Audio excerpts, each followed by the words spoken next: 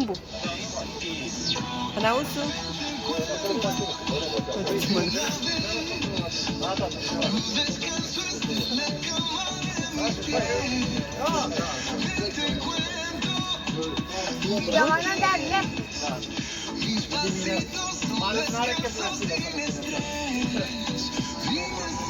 E bun, Mati?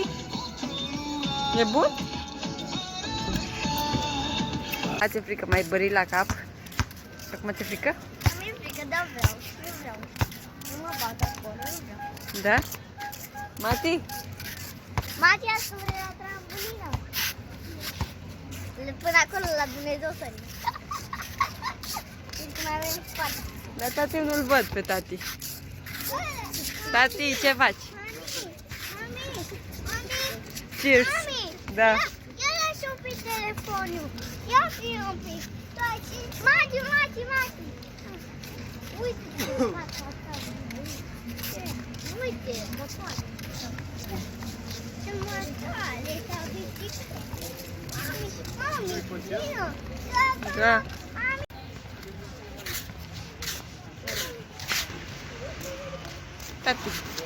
Tati, noroc. Uite cum. Ceva? Vă filmez. Unde? Acolo, da.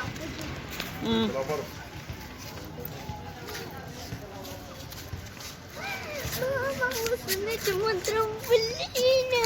Și ne distrăm, nu? E despre voi azi. Că mergem la mare. La mare. Mami! Tare, sus! Haide, mami, bravo! Așa! Îți place? Hai, țop! Dar nu pot. Alex! Ia uite-l pe fitul, Alex! Suțu! Ei! A rămas suspendat. Hai, nu mai sări, da? Dai puțin să vin eu la tine, da? Ia vină la mine. Vină cu a. Mă, 47.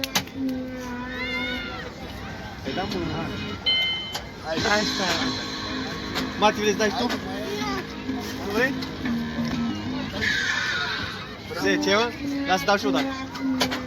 Dă tasul acum. A dat bine, la tine. Da, 10. Hai, iubire. E bine 10.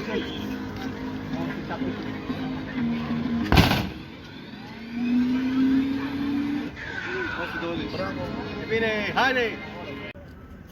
Vezi ce frumoase sunt lebedele. Mati! Ca să stai în apă. Hai, gata. Hai, Anais.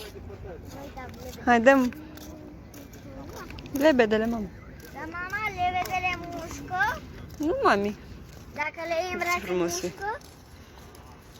Le mușcă. Dacă le prinde cineva, le mușcă Nu? oamenii.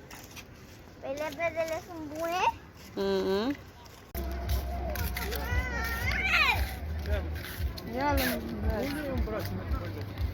Uite ce frumos vapoarele. Uite.